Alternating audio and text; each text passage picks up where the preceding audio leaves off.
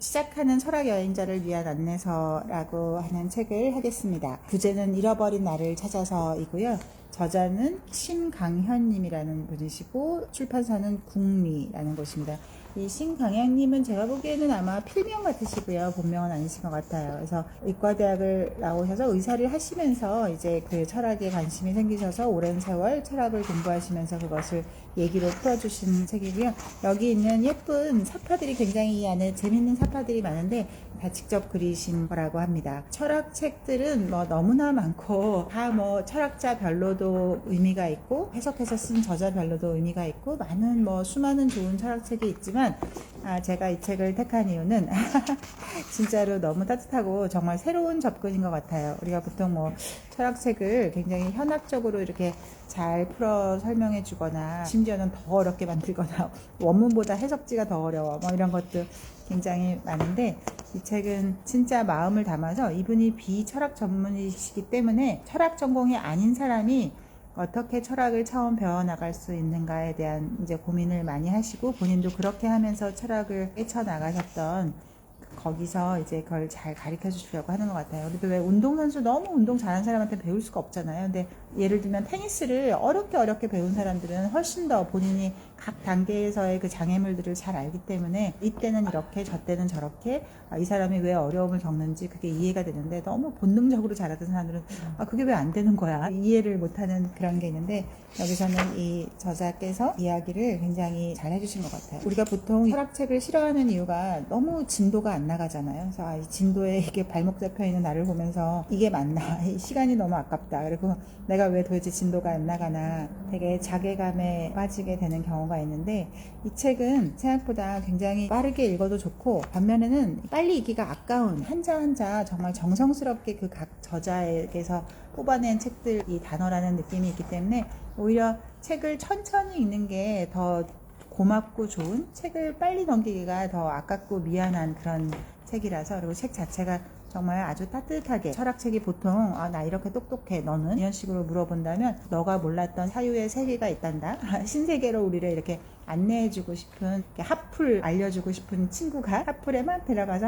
야 여기 좋아 막 이런 것처럼 철학을 정말로 재미있게 설명해 주시는 것 같아요. 그래서 여기서는 크게 한 이제 몇 명의 저자들을 뽑으셨는데 철학에 엄청나게 많은 사람이 있지만 그 중에서 이 저자가 제일 좋아하는 저자는 스피노자와 니체인데 스피노자와 니체를 설명하기 위해서 그 앞서부터 어떻게 스피노자와 니체라는 사람의 생각이 있었나를 알려주기 위해서 플라톤부터 시작하고 있으세요. 그래서 목차에 보면 플라톤, 아리스토텔레스 기본적으로 이렇게 얘기해 주시고 그 이후에 에피쿠로스 학파와 스토아 학파에 대해서 비교해서 설명해 주고 있고 그 다음 근대로 넘어와서 이 르네상스 이후에 근대 철학을 처음 만든 데카르트로부터 시작해서 데카르트를 존경했지만 인정할 거 인정하고 비판했던 스피노자를 그 다음 그리고 그 이후에 이제 양대 산맥이 됐던 합리론과 경험론을 약간 비교해주고 그 유명한 칸트 그리고 헤겔 그리고 쇼펜하우어에 대해서 설명해주고 있으세요. 그리고 마지막에 니체에 대해서 아주 길게 얘기하고 있습니다. 이 책 전체를 다 모르시더라도 제가 보기에는 이 저자가 꼭 말해주고 싶어 했던 거는 스피노자하고 칸트하고 니체만 요 세 명만 읽으셔도 굉장히 이 책은 자기 역할을 충분히 잘 해낸 것 같으세요. 하지만 하늘 아래 갑툭튀는 없다. 그래서 우리가 어느 날 스피노자가 읽고 싶다. 그래서 스피노자를 읽어보면 온갖 단어들이 나오는데 도대체 이것은 멍미 뭐 이러면서 이거 스피노자가 처음 만든 개념인가? 막 이런 생각을 하는데 그 앞으로 데카르트로 가면 있고 그 앞에 또 에피쿠로스 학파 그 앞에 아리스토텔레스 그 앞에 플라톤 책을 보면 어떤 해당 단어들이 다 있거든요. 그래서 그 해당 단어들을 어떻게 해석하느냐에 따라서 철학이 계속해서 이 사람들에게 진보라고 하면 뭐하지만 아무튼 계속 새로운 방향으로 해석되는 방식이 됐던 것이 굉장히 신기하고 실제로 우리가 근대 철학에서 보는 뭐 일체, 실제 뭐 이런 것들이 저기 플라톤 때서부터 그리고 플라톤이 모든 생각을 한 게 아니고 저도 옛날에는 도대체 플라톤이 얼마나 많은 말을 했길래 막 그런 거야. 그런데 이 플라톤의 정말 위대한 점은 수많은 철학자들이나 이런 사람들과 대화의 형식을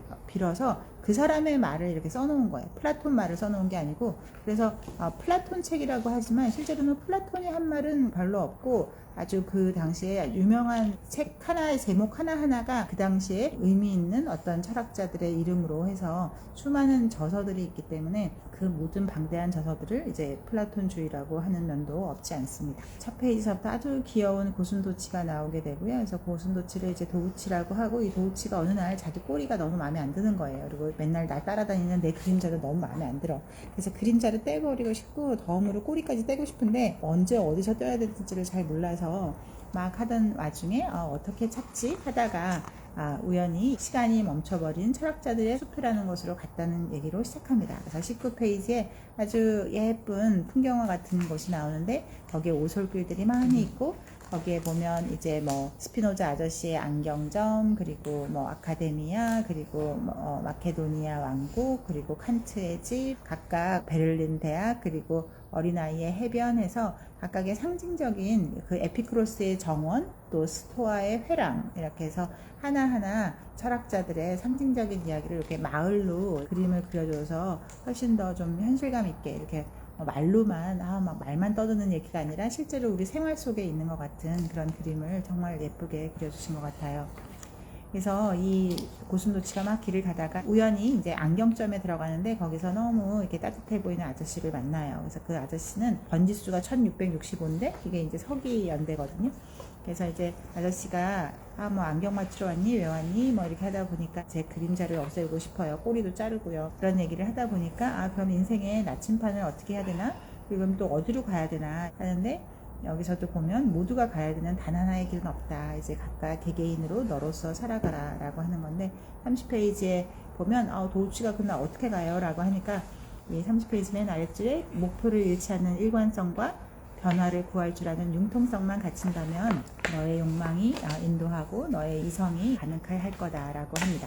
그래서 이렇게 길을 이제 아저씨랑 손붙잡고 가다 보니까 플라톤 아저씨한테 가게 돼요. 그래서 마이너스 380년이고 플라톤 아저씨한테 가서 막 이것저것 여러 가지 단어들을 듣게 됩니다. 그래서 이데아가 뭔지, 또 완전한 세계라는 것은 뭔지, 또 진리는 뭔지, 또 레테, 망각이라고 하는 것은 또 무엇인지, 단어에 대한 것들을 굉장히 많이 듣고, 또 이 플라톤 아저씨가 헤라클레이토스가 말씀하시길, 우리 선배인데 우리는 두 번 다시 같은 강물에 담글 수 없다. 그래서 우리가 이제 판타레이, 모든 것은 흐른다라는 말인데, 이 말이 사실 한자로 말하면 무상이라는 말하고 정확히 똑같으세요. 그래서 항상 하는 것은 없다라는 어떤 무상하는 말이 이 판타레이라는 말하고 똑같습니다. 그래서 예전 그 고대 철학을 보면 되게 헷갈려 보이지만 사실 고대 철학을 하기 전에 혹시 불교 책들을 조금만 보신다면 이 고대 그리스 철학이 정말 쉽게 느껴지는 것을 알 수가 있어요. 이게 고대 철학을 한 명 한 명 읽으려면 정말 머리가 돌 것 같은데, 불교 철학이나 힌두교 철학을 약간 안 상태에서 서양 고대 그리스 철학을 읽게 되면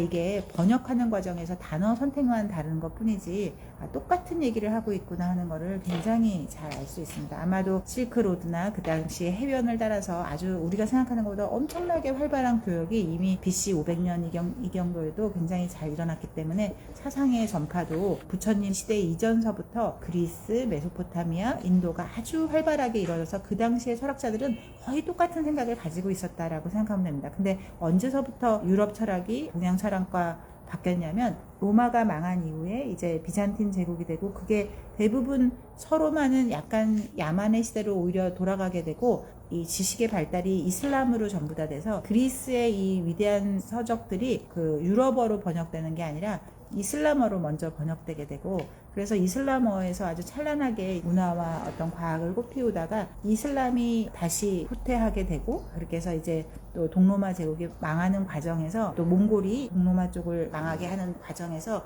그 아까웠던 지식들이 너무 아까워서 그리스 서적들이 이미 이슬람어로 되어 있는 것을 다시 라틴어로 번역하고, 그 라틴어가 다시 이제 유럽어로 되는 과정에서 르네상스 이후가 그냥 단순히 인간이 어느 날 하늘에 뚝 떨어져서 된 게 아니라 실제로는 이쪽 이슬람의 고대 문헌들이 다시 라틴어로 번역되는 과정에서 사람들이 정말로 이제 고대 지혜에 다시 갈 수 있게 됐었기 때문에, 그래서 우리는 보통 서양 철학 이렇게 얘기하는데, 이 서양 철학이 아주 위로 가면 우리가 늘 몸에 좀 익숙한 종교를 떠나 익숙한 어떤 원어권이나 사유 체계 같은 이런 불교적인 무상함이라는 게 이렇게 허망하다는 뜻이 아니고 똑같은 게 하나도 없다. 모든 것은 변한다라고 하는 그 뜻이라서 그런 것들을 이렇게 잘 이해하시면 서양 철학이 남의 나라 이야기, 뭐 이상한 사람들 생각 이런 게 아니라 이게 진짜 다 똑같구나라고 하는 것을 알 수가 있습니다. 그래서 저도 처음에는 철학자 한 명 한 명을 볼 때 이 사람이 뭐 실제가 이런 거구나, 뭐 무슨 연장이 이런 거구나 해서 하나하나 단어들을 다 외웠었는데 그거를 이렇게 위로 올라가면 저 위에 플라톤까지 그 단어들에 대한 해석이 철학자들을 거치면서 달라지는구나 하는 거를 보면서 철학을 알려면 하나의 줄기를 한번 알고 나서 내가 좋아하는 어떤 철학자를 좋아하는 게 중요하겠다 하는 생각을 했습니다. 이렇게 해서 쭉 이제 그 플라톤에 대해서 얘기하고 있고요. 그래서 탁월함, 덕, 아레테, 이성과 의지, 욕망 이런 거에 대해서 이렇게 얘기하고 있고, 소크라테스는 육체는 영혼의 감옥이다라고 해서 정신과 육체를 굉장히 이렇게 분리하고 이 육체를 이렇게 좀 아무것도 아니게 얘기하는 경우가 많은데 54페이지에 보면 이 저자가 재밌게도 모든 이런 그 사상가의 대표적인 거를 이렇게 그림으로 잘 그려놓으셨거든요. 말이 욕망이고 말의 의지가 이제 용기고 사람이 그 마부가 그거를 끄는 것이 이제 이성과 사유라고 해서 하는데 이 국가라고 하는 것도 사람이 뻥튀기 된 게 국가고 거기에 머리, 가슴, 배로 해서 이성과 의지와 욕망이 작용한다 해서 인간 뻥튀기 국가라고 해서 이런 단어들도 되게 재밌어요. 그래서 여기서도 처음에 보면 뭐 무슨 똥꼬 얘기도 나오고 막 해서 고결하신 철학자님이 그런 말 하시면 돼요. 그러니까 그런 거에서 좀 벗어나야 된다라고 해서 잘 설명해 주시면서도 중간중간에 재미있는 말들이 많이 있습니다. 중간중간에 이 그림만 보셔도 이 사람이 누구에 대한 그림이지 이렇게 보시다 보면 아주 쉽게 알 수가 있으세요. 그래서 그렇게 이제 인간을 머리와 가슴과 팔다리로 나누다 보니까 왕정, 귀족정, 민주정치, 찬주정치 이런 식으로 또 간다 해서 정치학으로 그게 연결된다는 것도 이제 하고 있습니다. 그렇게 하다 보면 너무 이 플라톤은 막 전체만 중요하고 실체만 하기 때문에 그게 아니고 우린 개별자도 중요하다라고 해서 떨어져 나온 것이 이제 아리스토텔레스다라고 해서 그 다음에 아리스토텔레스에 대해서 얘기하고 있고요. 그래서 아리스토텔레스는 뭐 우리가 워낙 많이 알고 있어서 어떤 중용이나 관조하는 거나 해서 여기서 이게 또 아주 친절하게 중요한 그 각 사상가의 단어들을 굵은 채로 딱 돼 있습니다. 그래서 각 페이지에서 굵은 채만 읽어도 아주 될 수 있게 되어 있고 또 아리스토텔레스도 역시 83페이지에 보면 이제 이 사람의 제일 유명한 게 그 사원인설이라고 해서 어떤 것이 되려면 형상인, 정신에 의해서 형상이 되고 그다음에 진료인, 몸 상태로 어떤 그 진료로 되는가 그리고 운동인, 인이라고 하는 게 어떤 코즈거든요. 원인 같은 거예요. 그래서 맨 처음에 형상인이 있고 진료인이 있고 운동인이 있고 목적인이 있다. 이렇게 해서 이 사원인설을 그냥 이렇게 단어만 드러나도 나중에 어디서 또 이게 인용돼서 했을 때 굉장히 쉽게 찾아볼 수 있습니다. 그래서 책이 정말 따뜻해서 이렇게 꼭 이 책에 대한 이미지가 저는 이 책을 가슴에 그렇게 안고 바닥에 따뜻하게 웅크리고 앉아서 책을 따뜻한 친구의 어떤 일기장이나 그런 거 읽듯이 이 책을 꼭 가슴에 이렇게 품고 싶은 그런 느낌을 주는 책이세요.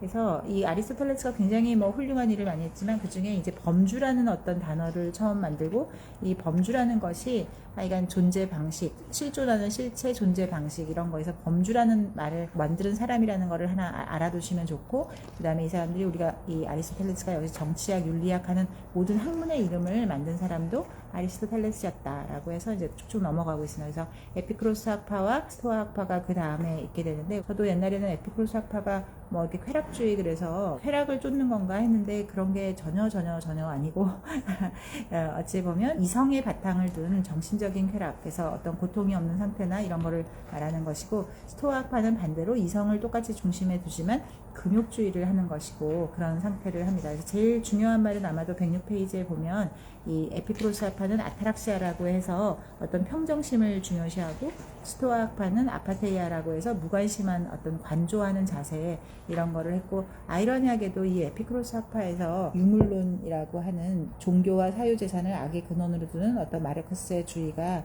여기 에피크로스 학파에서 시작됐다라고 하는 것도 좋은 배움입니다.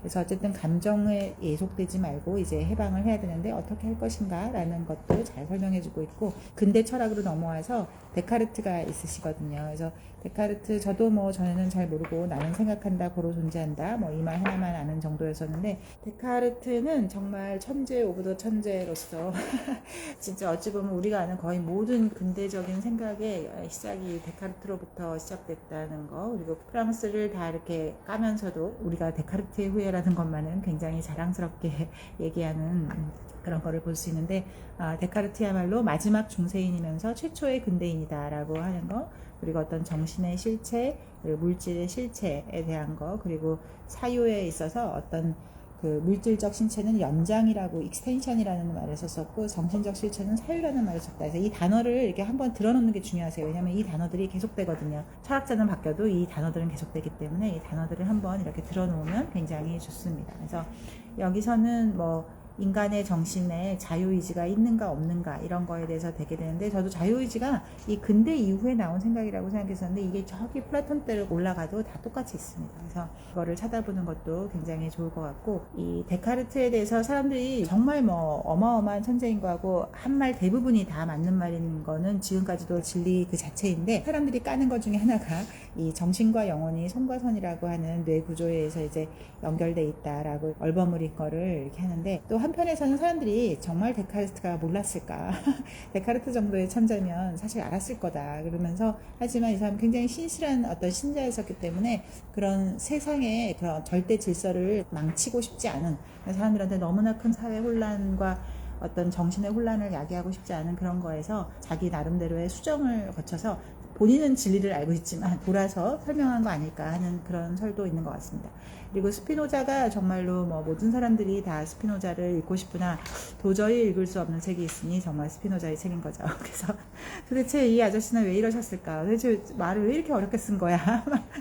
이렇게 하는데, 스피노자야말로 사람들이 뭐 무신론자라고 해서 파문당하기도 하고 뭐 살해 위협도 많이 당하고, 죽은 다음에는 죽은 다음날 바로 뭐 시체가 없어지기도 하고, 없어져서 당연히 능지처참이 됐을 거라고 보고 있고, 또 이 사람의 책도 이미 죽기 15년 전서부터 썼었지만 출간됐다가는 바로 다 불태워질 게 뻔하기 때문에 정말 뭐 FBI 작전처럼 15년에 걸쳐서 그 책을 사수하고 죽은 다음에 스피노자를 알았던 사람들이 너무나 아까워서 시신조차 지키지 못하는 상황에서도 그 원고를 지켜내서 출판하게 되죠. 그래서 그것이 에티카이게 되고, 우리에게 정말 이렇게 윤리라는 거에 대해서, 그리고 많은 사람들이 이 사람을 무신론자라고 해서 그렇게 파문하고 난리를 쳤었지만, 실제로 이 사람이야말로 정말 신을 사랑했던 사람으로서, 다만 그 신이 그렇게 막 호통치고 벌주는 그런 인격적인 신이 아니라 이 우주 그 자체가 신 전체다라고 하는, 그리고 그 신이 우리 개개인의 모든 개체에 들어있다. 인간에게는 말할 것도 없고 모든 물건과 생물과 동물에 다 그 신이 존재하신다라고 하는 그런 범신론을 했기 때문이었는데, 사람들이 그걸 좀 잘 이해 못해서 그랬던 것이 있고, 이 사람의 제일 중요한 거는 145페이지에 역시 그림으로 예쁘게 그려주셨는데, 아무튼 실체라고 하는 것, 스스로 존재하는 실체, 그리고 그것의 어떤 속성이라는 표현 방식을 빌려서 나타나는 모든 모습을 양태라고 하는 거. 그래서 우리 인간은 하나의 양태일 뿐이다라고 하는 거. 그래서 우리가 맨 처음에 어떤 실체가 있으면 그 다음에 표현 방식이 되는 속성을 거쳐서 우리가 아는 모든 양식이 된다. 그게 뭐 존재하는 물체이기도 하지만 감정을 갖는 것, 감정도 다 하나의 양태다라고 하는 거를 이제 스피노자가 말하고 있어서 이것을 이제 심신일원론이라고 합니다. 그래서 그냥 들어만 두시면 좋을 것 같고요. 그래서 우리가 자유의지를 어떻게 할 수 있나, 또 자유의지가 없어도 자유라는 것은 가능하다라고 하는 거, 우리가 신을 정확히 알 수 없어도, 신의 형상을 그릴 수 없어도 신을 완벽히 이해할 수 있다고 하는 말을 한 것처럼, 정말 좀 더 큰 진리의 세상을 본 것이고, 사실 딱 이때 이 스피노자와 데카르트서부터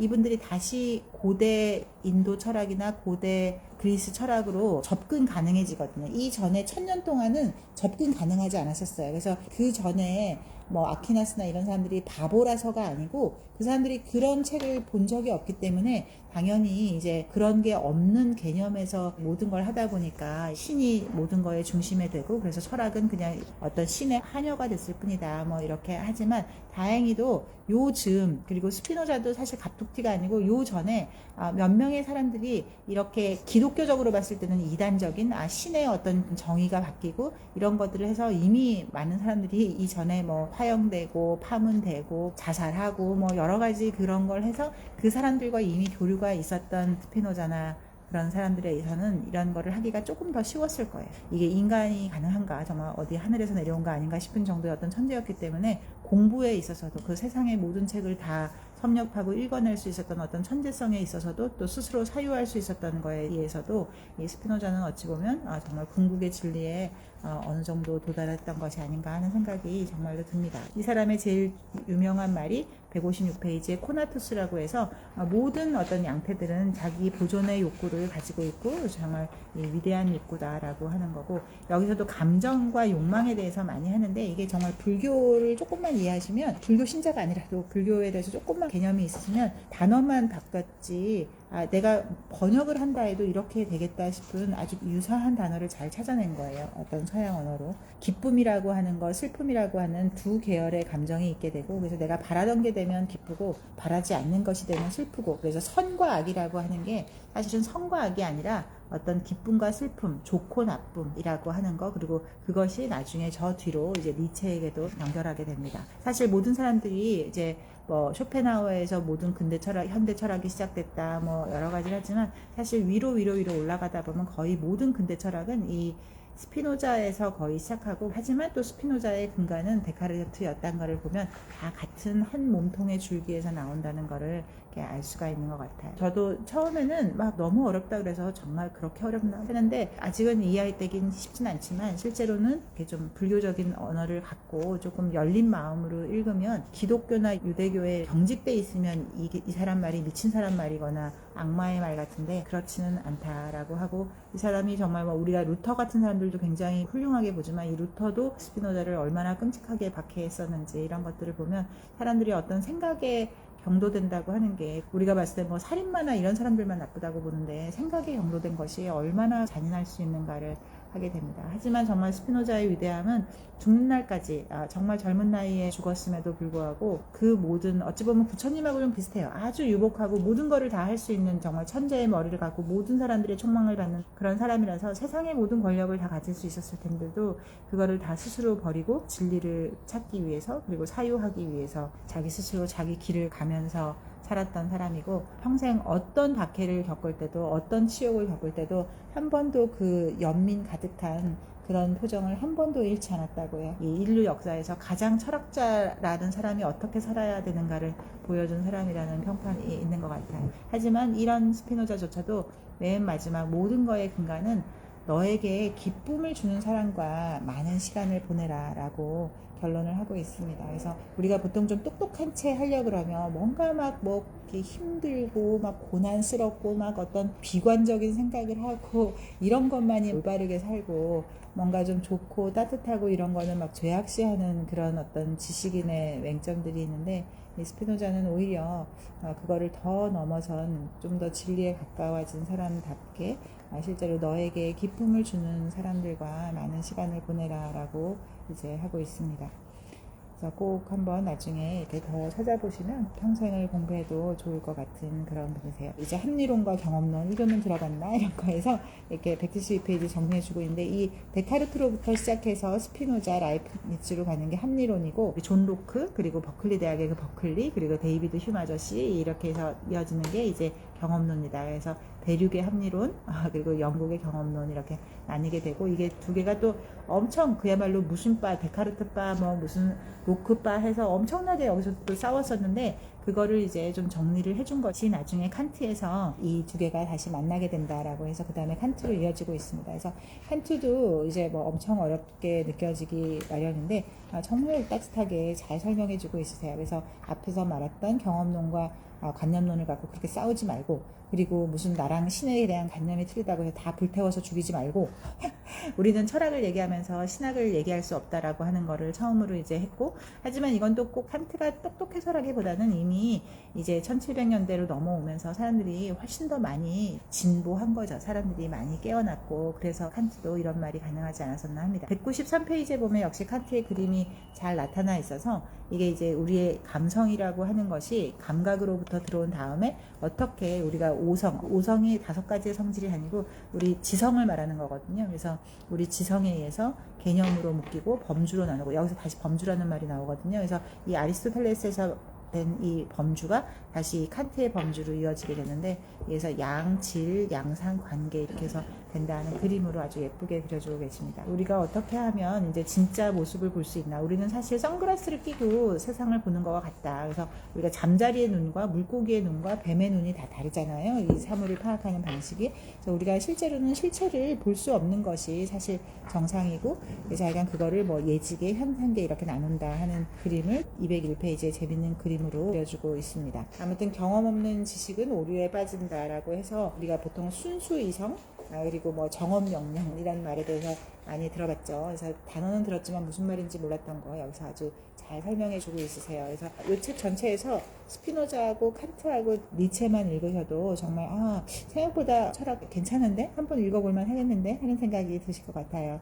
그리고 그 다음에 이제 해겔에서는 관념론, 유신론 이런 것들이 되게 되고, 그 다음에 이제 인신론에서 사실 스피노자 때까지, 그리고 칸트 때까지도, 칸트도 과학자거든요. 우리가 생각할 때 칸트 이러면 그냥 철학자로만 하는데 사실은 다 과학자고, 데카르트도 방법서설의 거의 한 90%의 책은 기하학에 대한 얘기고, 앞에 서문은 한 10%밖에 안 되는, 그래서 다들 과학자인 거죠. 그래서 왜 도대체 스피노자가 진리를 말하려고 하면서 그 말도 안 되는 삼각형 막 들이대고 막 기하학으로 풀려서 뭐지 이게 싶은데, 옛날에는 정말 그렇게 냉철한 생각으로 자기의 생각을 정말 과학으로까지 내가 사랑하는 신의 실체를 증명해내고 싶었던 거예요. 신을 부정하려고 한 게 아니라 오히려 내가 정말 사랑하는 이 신을 정말 사람들에게 신이 이렇게 존재한다니까, 너 앞에 있는 산소가 이렇게 존재하듯이 너가 볼 수 없지만 산소가 존재하는 걸 우리가 믿을 수 있듯이 너가 지금 볼 수 없지만 신은 존재하셔 라는 거를 알려주기 위해서, 그거를 정말 사람들에게 그냥 말로 하는 게 한계가 있다고 생각해서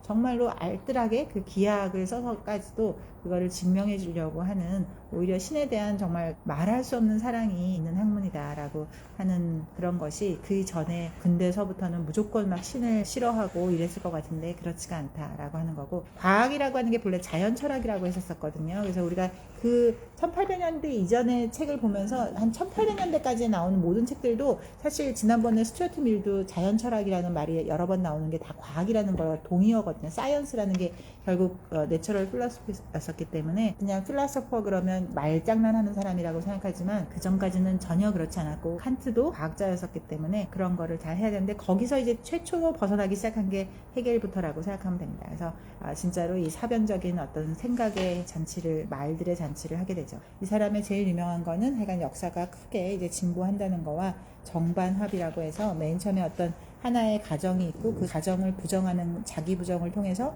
반이 형성되고, 그 부정의 부정을 통해서 다시 긍정을 통해서 계속 나선형으로 역사가 진보하게 된다라고 하는 거. 그리고 이 사람은 이제 미네르바의 올빼미라고 해서 저 높은 곳에서 이제 내려다보는 그런 걸 해서 독일 그 현대의 그런 궁극주의나 전체주의를 만드는 거에 1등 공신으로 사실 되어 있죠. 그리고 이제 쇼펜하우어에서, 많은 사람들이 쇼펜하우어를 역시 염세주의라고 하지만 그 염세주의랑은 조금 차원이 매우 다르고, 우리 그 힌두교의 철학 그리고 불교의 철학을 그대로 이제 유럽어로 바꾸다 보면 무상하다, 이게 이것이 아니다, 그리고 이거 다 바뀐다, 불행의 원인은 의지다, 욕망이다, 이렇게 하는 거, 이런 것들이 이렇게 단어만 바뀌는 재미로 읽으시면 생각보다 굉장히 이해하기가 쉬운 거를 하게 됩니다. 그리고 저는 제일 기억 남았던 게 256페이지에 보면, 아래쪽에 세상을 더 불행하게 만드는 것은 계획적인 악의보다는 오히려 오해와 무관심인 경우가 더 많단다.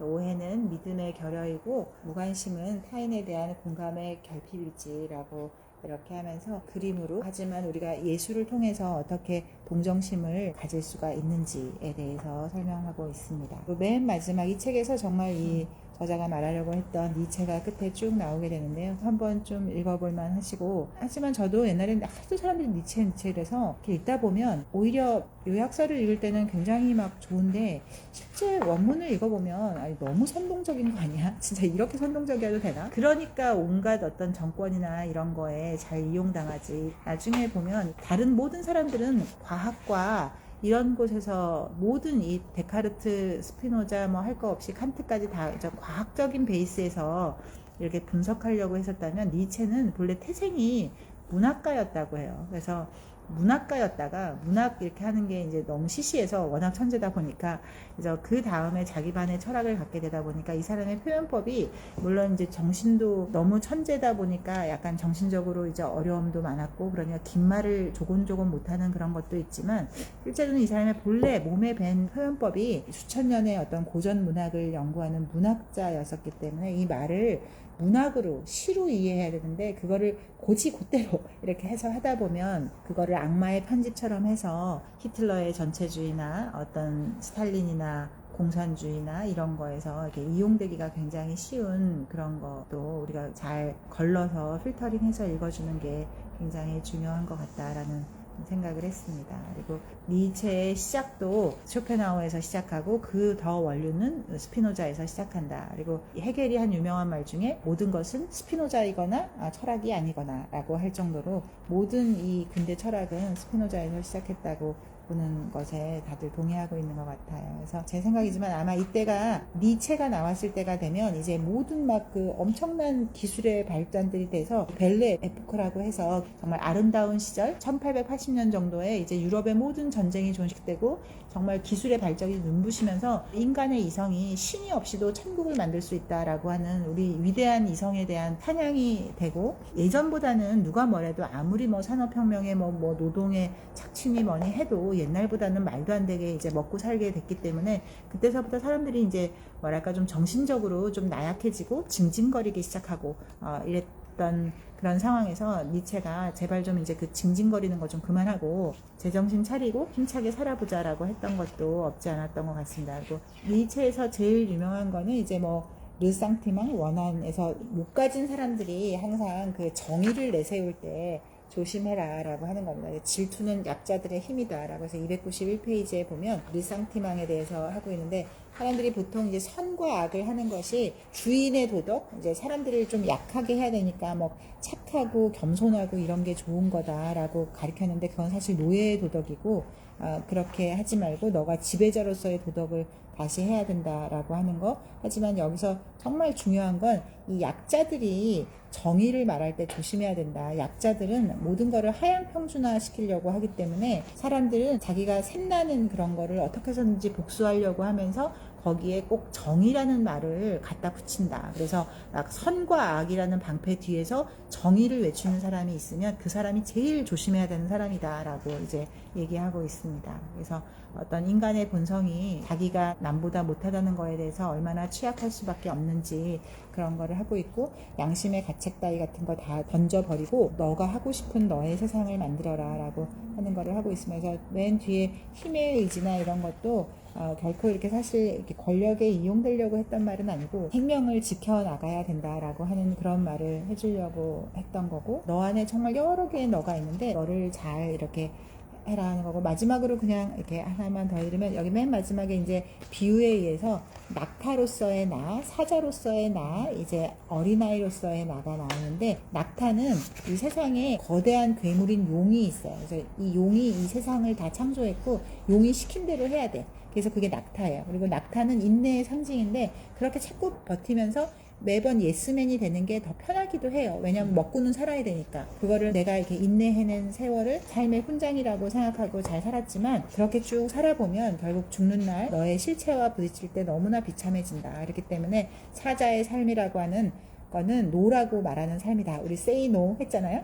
그래서 사자의 삶은 노라고 말할 수 있는 삶을 말하고 너에게 이때까지 강요됐던 그 모든 것을 다 집어던지고 너에게 강요된 거 말고 너가 스스로 원하는 거, 너가 진정 원하는 거를 하는 게 자유다라고 해서 이 자유라는 개념이 저도 아주 옛날서부터 있었다고 생각했었는데 사실 이 자유가 진짜 프랑스 혁명이 정말 여러 가지의 문제점도 많고 프랑스를 진짜 자멸하게 하기도 한 거였지만 인류에게 자유라는 단어를 준 거는 굉장히 중요한 거였는데 이 니체가 1900년에 이 책을 썼었기 때문에 자유라고 하는 단어가 굉장히 중요한데 여기서도 332페이지에 알아보면 무엇으로부터의 자유가 있고 무엇을 향한 자유가 있어서 무엇으로부터의 자유는 스피노자가 말하고 있는 거고요. 무엇을 향한 자유는 니체가 말하고 있는 겁니다. 그래서 창조를 향한 자유인데 이렇게 사자처럼 다 싫어 막 내 맘대로 할 거야 하다 보면 그냥 철없는 반항아밖에 되지 않는다. 근데 그 단계를 조금 더 이제 넘어가게 되면 정말 어린아이의 정말 순수한 것으로 되어서 그 어린아이들은 수많은 똑같은 물건들이 비슷해 보이는 물건들이 있어도 그 미세한 차이를 찾아낼 수 있는데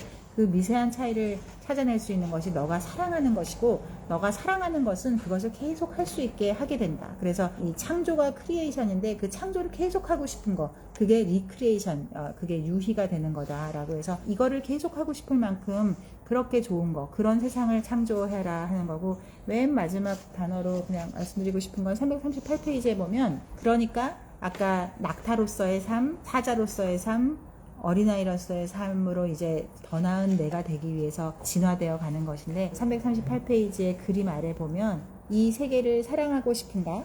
그렇다면 이 세계를 사랑하고픈 세계로 창조하라. 그리고 이 세상의 모든 것을 사랑하고 싶은가?